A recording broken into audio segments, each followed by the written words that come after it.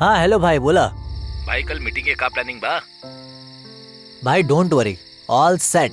कल मीटिंग में एकदम देखिए मस्त हो जाए मीटिंग। ओके गुड। हाँ और बतावा आज रात के का प्लान बा? भाई प्लान का सब रेडी हो गइल बा, बस सूते ही जाता नहीं। अरे सुते जाता रहा, इहे तो टाइम होखेला रोमांस करे के।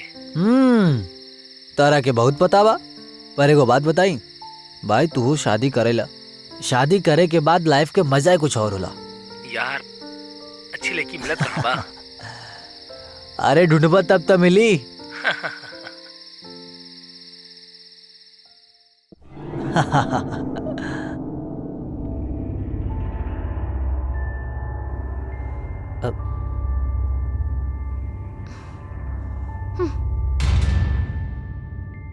चला भाई, गुड नाइट। हाँ कल मिल जाओ, बाय।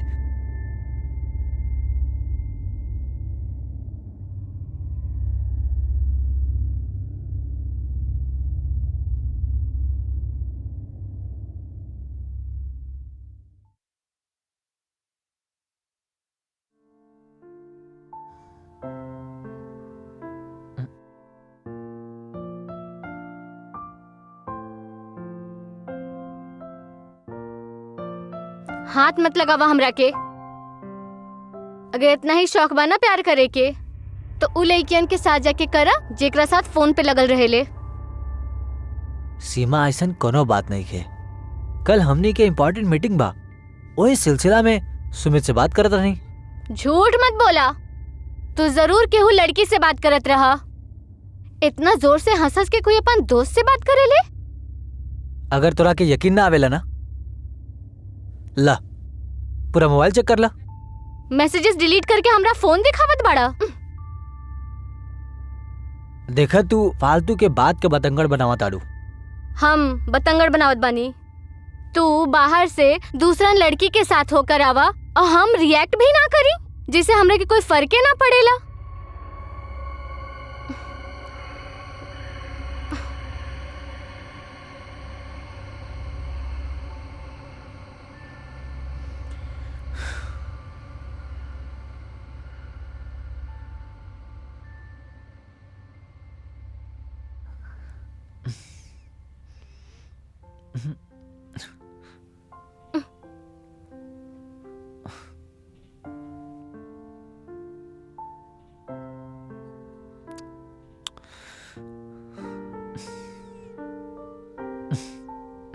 गुस्सा बाड़ू?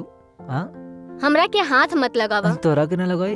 हमरा के नहीं करे के बाद उहे लइकन के साथ जाके कर जिनका साथ घूम के आइल बड़ा। केकरा साथ लगल रही नहीं? हाँ हाँ बतावा का बा? कुछ ना। कितना बार कहनी कि उस सुमित से बात करत रहनी, लेकिन तोरा के भरोसा ही नहीं। गुस्सा होता डू? हाँ गुस्सा होता डू हमसे? हाँ गुस्सा करबू? नहीं। तू दूसरा लड़कियन के साथ काहे बात करेला? हमरा अरे से ना पेट करत ना रहनी। भरेला तोहार? गैर लड़कियन से ना बात करे नहीं, सुमित से बात करत रहनी। झूठ मत बोला। अरे झूठ ना कहा तानी। हाँ तोरा के झूठ लगा था। हाँ, हाँ, हाँ, हाँ।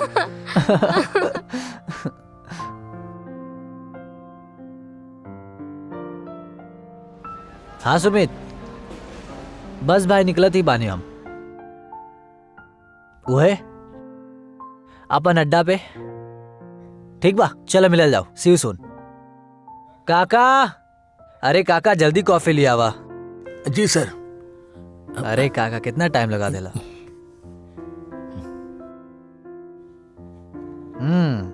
कॉफी बढ़िया बनल बा। सर एगो बात बोली? हाँ बोला। बुरा तो न मनी है? आपन के बात कोनो बुरा मानेला? बोला। आप और मेम साहब रोज लड़े नहीं ना, तो अच्छा ना लगेला सर। काका अच्छा तो हमरा के भी ना लागेला, लेकिन वो कहा ना, जब तक वो हमरा से लड़ ना लेवेले ना, ओकरा खाना ना पचेला। लेकिन साहब एको बात बोली साहब, मेम साहब दिल के बहुत अच्छी बाड़ी। ऊ तह दिल के बहुत अच्छी बाड़ी। कबो कबार ना तो हमरा के भी डांट देवेली, लेकिन हमरा के बुरा कभी ना लागेला। काका लागे के भी ना चाहिए। आप घर के सदस्य बाड़ा, आपके बहुत रिस्पेक्ट करेली ऊ। अच्छा सवेरे सवेरे हमार बुराई होखत बा यहाँ पर? ऐसे कोनो बात नहीं खिसी माँ। तोहरा कोई काम धाम नहीं के? जा किचन में जाके काम कर। और तोहरा के शर्म ना आवेला? अब घर के नौकर से भी हमार बुराई करे लगल बड़ा। सीमा, हमने तोहरा बारे में बात करत रहनी, बुराई ना। पागल समझला का? सब समझ में आवेला हमरा के। हम सुबह सुबह लड़े के मूड में नहीं खे। ऑफिस खातिर हमारा के लेट होता।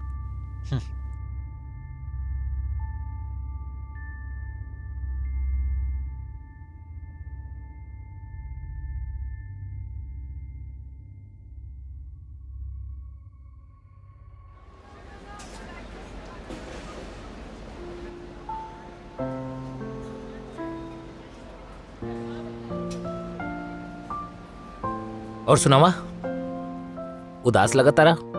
फिर झगड़ा भेल का भाभी से? अरे का बताई यार, वो है सीमा के डेली डेली के नाटक। यार ऐसन का बा जोन भाभी इतना चिड़चिड़ी बाड़ी? देखा भाई, तोरा के बताइब ना तो तोरा के हंसी आ जाई। ऐसन का भेल? एगो दिन रात के रोमांस करत वक्त हमारा मुंह से गलती से हमारा एक्स गर्लफ्रेंड अंजलि के नाम निकल गई। बस ओकरा बाद से ना सीमा के ई लागेला कि हमार पास काफी सारे औरतों का नंबर बा और हम अपन गर्लफ्रेंड अंजलि से अब भी प्यार करेने। कितना समझौनी पर ना समझेली। तो तू एगो काम करा, तू भाभी की यकीन दिलावे की कोशिश करा कि तोरा जिंदगी में भाभी के सिवा केहू भी नहीं खे। तू ना उनके शॉपिंग पे लेके जा, घुमावे लेके जा। इका ऑफिस ऑफिस ऑफिस, थोड़ा भाभी खातिर टाइम निकाला यार। हम सब कुछ ट्राई करके देख लेने, ओकर चिड़चिड़ापन खत्म ही नहीं होत। चिल यार, तू कोशिश तो करा, एक दिन सब मिल जाई। देखा तानी।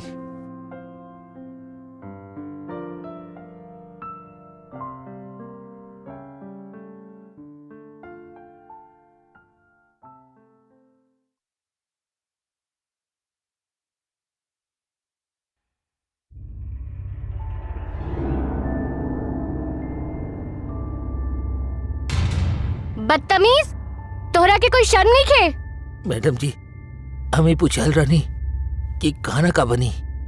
जा किचन में, हम वहीं आवत बानी। जी जी मैम साहब।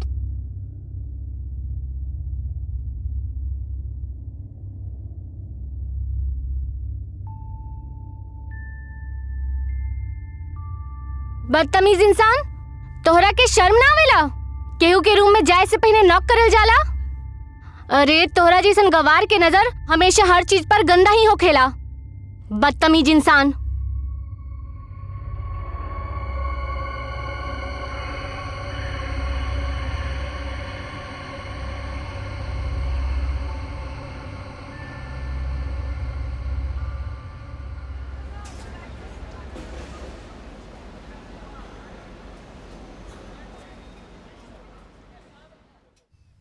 काका,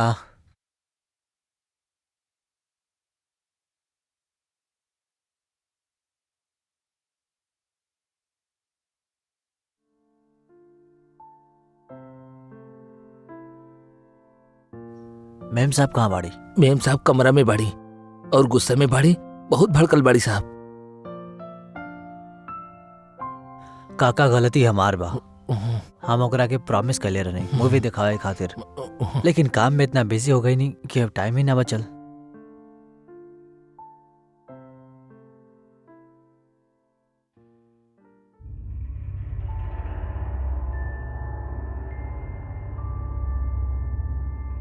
तू ई हद तक गिर जेबा हम सोच ले ना रही।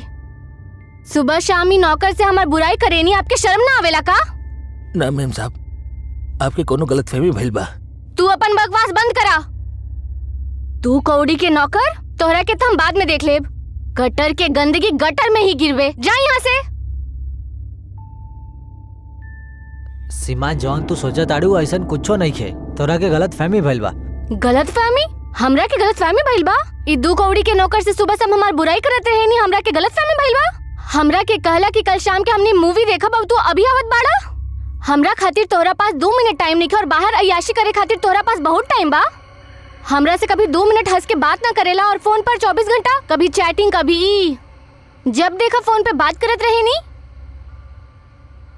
सीमा, कूल डाउन। हाथ मत लगावा हमरा के। अब तू देखा हम का करेनी। अब जब तू केहू और के साथ देखबे ना हमरा बिस्तर में, तब तोहरा के पता चली कि तू लाइफ में का खोले बाड़ा। आपन बकवास बंद कर।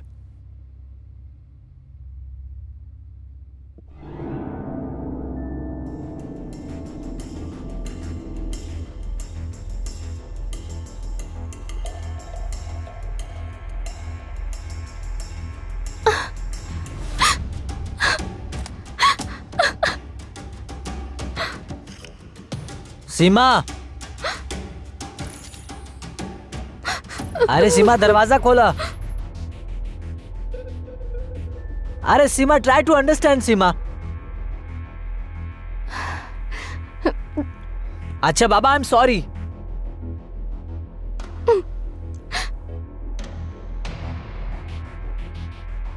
ठीक बा, मरा अंदर।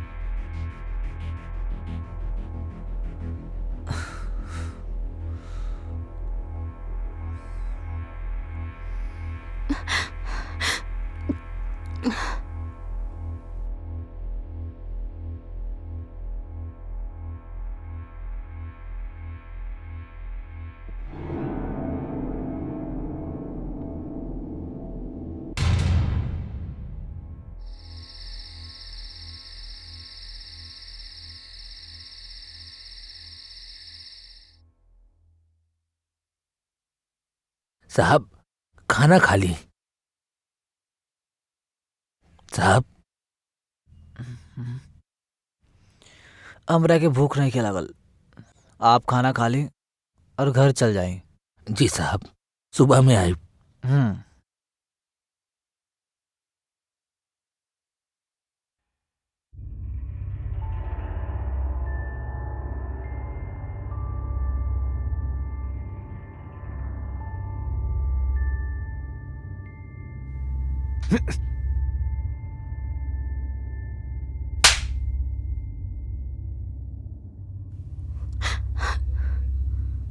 हेलो, हमार नाम सीमा बा।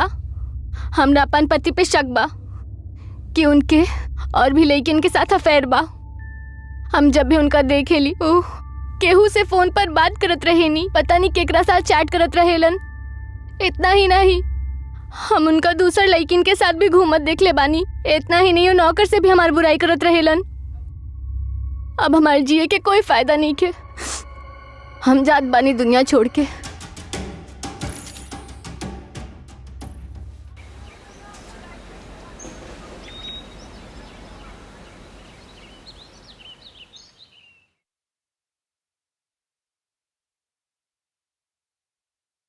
साहब अभी तक सुत्ता ताणे।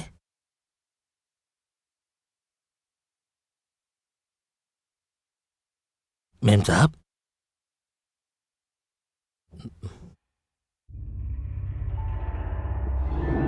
मेम साहब, मेम साहब, मेम साहब, मेम साहब, मेम साहब।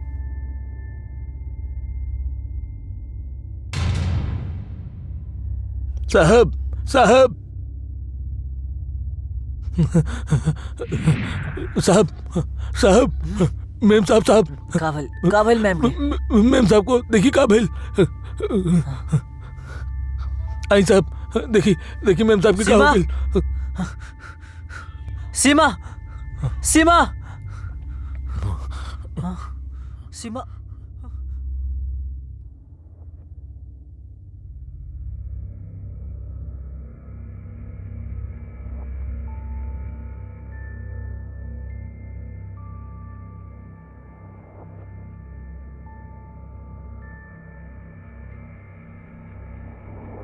जादव, ये चीजन के फॉरेंसिक लैब भेजा। फॉरेन लेडीज कांस्टेबल के बुला के बॉडी के पंचनामा तैयार करा। बॉडी के पोस्टमार्टम खातिर भेजा। मिस्टर विवेक, बॉडी के पोस्टमार्टम होखला के बाद आप बॉडी के ले जा सकेला अंतिम संस्कार खातिर, और आपके पुलिस स्टेशन आवे के होई बयान खातिर। जी सर।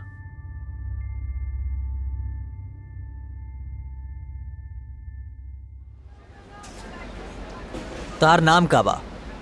जी रमेश कुमार साहब, लेकिन ये लोग हमरा के प्यार से रामू काका कहले साहब। तू अपन मेम साहब के काहे मरला? कहा नाना साहब, हम भला मेम साहब के काहे मारब साहब?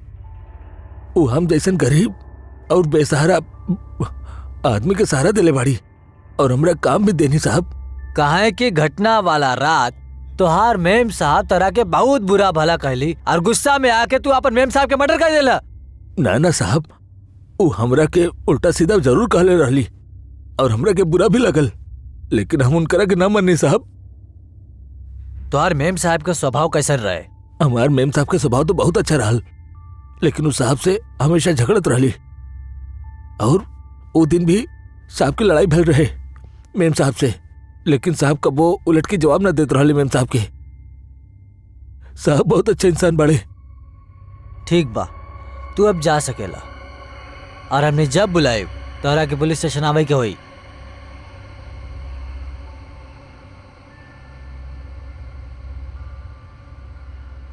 मिस्टर विवेक, आपके वाइफ के साथ आपके रिलेशन कैसन रहे? हम शिवा से बहुत प्यार करते रहनी और हमनी के रिलेशन भी काफी अच्छा रहे, लेकिन ओकर नेचर बहुत वियर्ड सा रहल। वो बात बात में चिढ़ जात रही। आपके नौकर रमेश बतौले रहे कि वो रात आपके वाइफ के साथ झगड़ा भइल रहे। सर ई त हमनी के घर में डेली के बात बा, छोटा छोटा बात में चिढ़ जात रही और हमनी के घर में डेली झगड़ा होत रहे और वो रात के भी हुए भइल।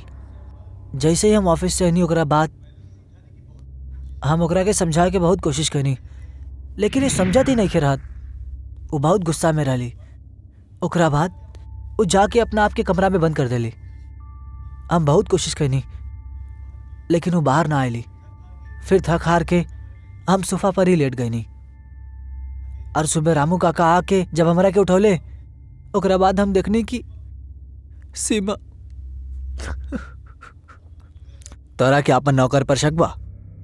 ना सर, रामू काका कई सालन से हमारा यहाँ काम करता रहा,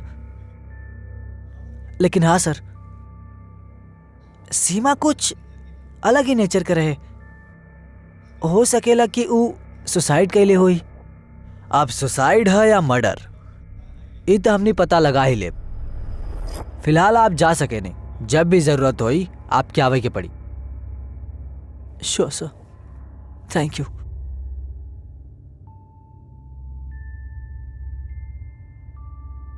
जाधव। जी सर। फॉरेंसिक रिपोर्ट और पोस्टमार्टम के पता करा। सर वहीं पता लगा होता नहीं।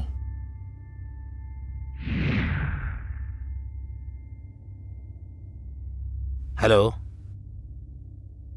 तू विवेक के कब से जाने ला? सर विवेक और हम एक ही साथ एक ही कंपनी में कई सालन से काम करता नहीं। विवेक तारा से कुछ अपन पर्सनल बात शेयर करत रहे? हाँ सर, वो अपना वाइफ के बारे में बतावत रहा हमरा के कि वाइफ के लेके बहुत परेशान बाऊ। तू विवेक के वाइफ सीमा से मिलल बड़ा? सर विवेक के वाइफ से एक दो बार मिला भइल बा हमार, कबो मौका न मिलल साहब। सीमा के नेचर कैसन रहे? सर वो विवेक पे बहुत शक करत रहल, ओकर बात बात पे चिढ़ब, ओकर शक करब। अर्जुन तोहरा दोस्त है विवेक, एकर कैरेक्टर कैसन बा? सर विवेक बहुत सिंपल और अच्छा आदमी बा, ओकरा के हम कबो भी कुछ गलत करत ना देखनी साहब।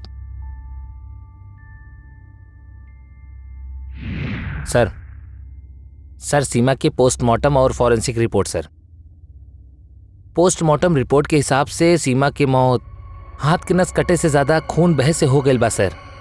तो फोन के का अपडेट बा? फोन ऑन भइल या ना? सर फोन अभी अनलॉक ना भइल बा। और फॉरेंसिक रिपोर्ट? सर फॉरेंसिक रिपोर्ट के मुताबिक सीमा के हाथ के नस जौन चाकू से कटल बाड़ी, वो चाकू पे विवेक के नौकर रमेश कुमार के उंगली के निशान पायल गई बा। व्हाट? जी सर। उठा के लिया हुआ साला के। ओके सर। हट। काहे मरले तू अपन मेम साहब के? नाना साहब, हम अपना मेम साहब के ना मरनी साहब। तो जौन चाकू से तोर मेम साहब के मर्डर भइल बा, ओकरा ऊपर तोर उंगली के निशान मिलल बा। बोल, काहे मरले तू मेम साहब के? नाना साहब, हम सच कहता नहीं साहब, हम अपना मेम साहब के आखिर काहे मारब? हम तब रात के साहब के खाना दे के अपना घर चल गए रहनी साहब। तो चाकू पर तोर निशान कैसे आयल? नाना साहब, हम जब सुबह में आई नी तब मेम साहब के कमरा में देखनी था, तब मेम साहब मरल रहली और उनकर हाथ से काफी खून बहत रहा साहब। मेम साहब, मेम साहब, साहब साहब,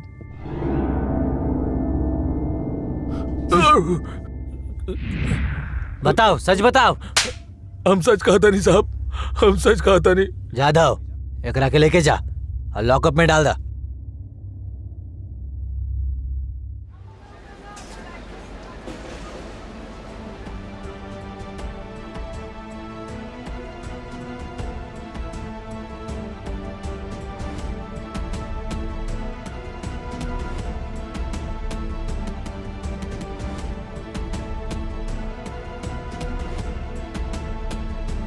जाधव, यस सर।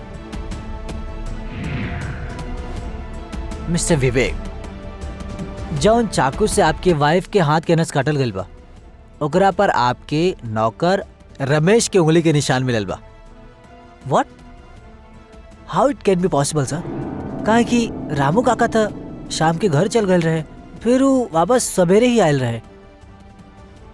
और तोहार नौकर के भी यही कहना बा। खैर, आपके घर पे जौन सीसीटीवी कैमरा बा, ओकरा फुटेज चाहिए हमरा के। श्योर सर।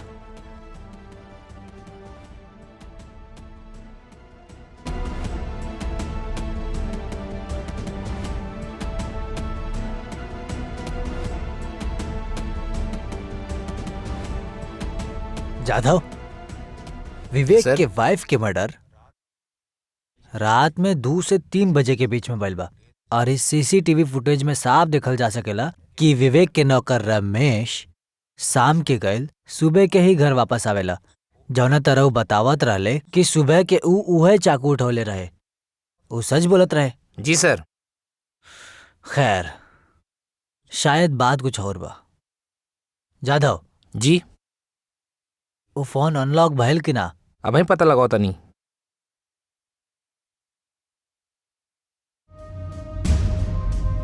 सर, विवेक के बीबी सीमा के फोन अनलॉक हो गइल बा।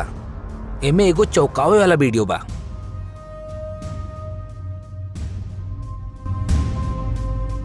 अगर हम बाहर गए नी तो एकर मतलब ही ना कि हम कोनो लड़की के साथ घूमे गइल बानी। तोरा के मरे के बहुत शौक बाना, मरे के शौक बाना, अबे हम पूरा करता नहीं। मिस्टर विवेक, तोरा वाइफ के हत्यारा का पता चल चुकल बा। सर, के बाऊ?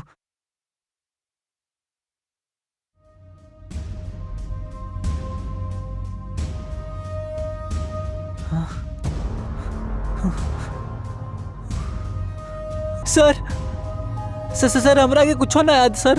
हम सच कहता नहीं, हम ये सब करे के बारे में सोच भी ना सके नहीं।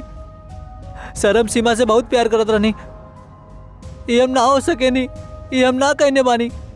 ये तू ना कहला तो आ डुअल पर्सनालिटी मर लेबा तोरा वाइफ के। Dual personality? हम कुछ समझ नहीं ना सर। कई बार डिप्रेशन की वजह से इंसान अंदर ही अंदर इतना घुट जाला और ये डिप्रेशन इतना बढ़ जाला कि इंसान के अंदर से 1 से 2, 2 से 3 ना जाने पता न कितना पर्सनालिटी डेवलप हो जाला। जब जाना अनजाना में वो इंसान के मदद करे के कोशिश करेला। जब एक पर्सनालिटी बाहर निकलेला तो दूसरा पर्सनालिटी के ओकर भनक भी ना लगेला। शायद तू ही बीमारी से त्रस्त बाड़ा, जेकरा के ड्यूअल पर्सनालिटी डिसऑर्डर कहल जाला।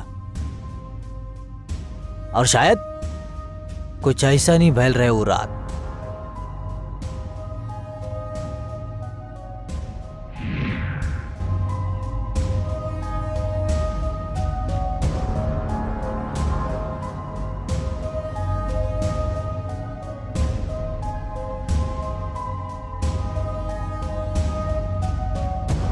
सीमा, दरवाजा खोला। सीमा, सीमा, ओपन द डोर। सीमा, अब हमारे जिए के कोई फायदा नहीं खे। सीमा, हम जात बानी दुनिया छोड़ के।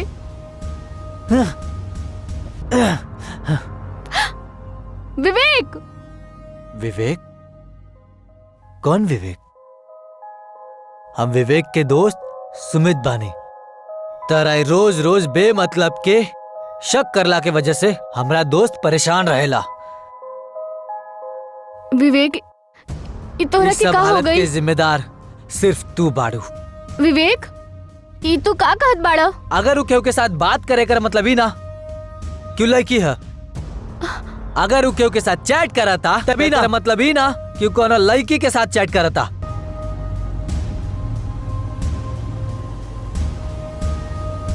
मिस्टर विवेक, ई वीडियो से ये तो साबित होला कि आप ही अपन वाइफ के मर्डर कैले बाड़ा।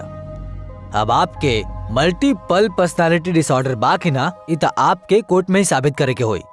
जादव, एंकरा के कोर्ट में ले जाए के तैयारी करा। ओके सर।